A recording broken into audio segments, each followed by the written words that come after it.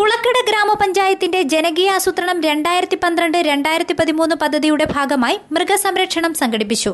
ബുധനാഴ്ച രാവിലെ 11 മണിക്ക് മാവടി ഐശ്വര്യ ഓഡിറ്റോറിയത്തിൽ നടന്ന ചടങ്ങ് advocate P Aisha Potti MLA ഉദ്ഘാടനം ചെയ്തു.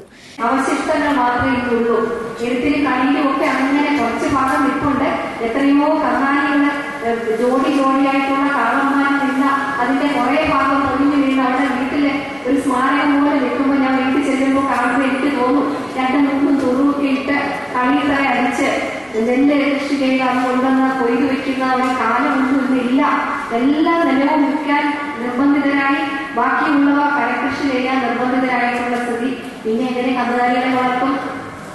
കുളക്കട ഗ്രാമപഞ്ചായത്ത് പ്രസിഡന്റ് ജി മാധവൻ നായർ അധ്യക്ഷനായി. മികച്ച കർഷകരെ ആദരിക്കൽ, പഞ്ചായത്തിലെ 6 ക്ഷീര കർഷകർക്കുള്ള റിവോൾവിംഗ് ഫണ്ട് വിതരണം, വന്ധ്യതാ നിവാരണ ക്യാമ്പ് എന്നിവയും ചടങ്ങിൽ നടന്നു. മൃഗസംരക്ഷണ മേഖലയിലെ നൂതന പ്രവണതകളും ശാസ്ത്രീയ പരിപാലന മുറകളും കർഷകരിലേക്ക് പകരാൻ കേന്ദ്ര സർക്കാരിന്റെ സഹായത്തോടെ പ്രവർത്തിക്കുന്ന ആത്മയുടെ ആഭിമുഖ്യത്തിൽ ജില്ലാതല ഏകദിന കർഷക പരിശീലന പരിപാടിയും നടന്നു.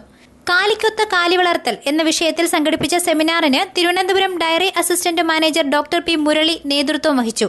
ജില്ലാ panchayat vice president K Jagadamma ക്ഷീര കർഷകർക്കുള്ള കാലിത്തീറ്റ വിതരണം ഉദ്ഘാടനം ചെയ്തു. ജില്ലാ പഞ്ചായത്ത് അംഗം പാത്തല രാഘവൻ, വെട്ടിക്കവല ബ്ലോക്ക് പഞ്ചായത്ത് പ്രസിഡന്റ് ഇന്ദിരാ ഗോപിനാഥ്, ജില്ലാ മൃഗസംരക്ഷണ officer doctor P Vimala, Vettikkavala Atma block coordinator doctor Sachin ഐഹേ, Kulakkada livestock inspector S Sujadevi എന്നിവർ സംസാരിച്ചു. News bureau, Kottarakkara.